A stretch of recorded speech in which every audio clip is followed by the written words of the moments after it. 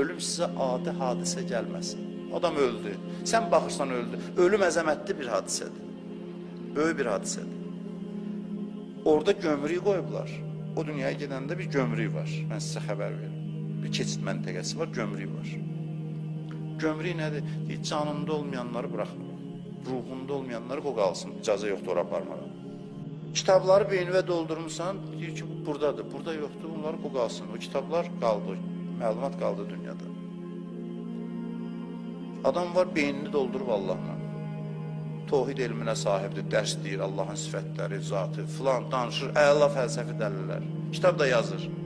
Adam var belədir. Amma qəlbində nədir? Manatdır, dollardır, nə bilim mən, vəzifədir, məqamdır.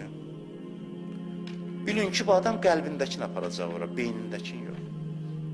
Ona görə soruşacaqlar, mən Rəbbuk, Rəbbin kimdir? Deyəcək, vəzifə.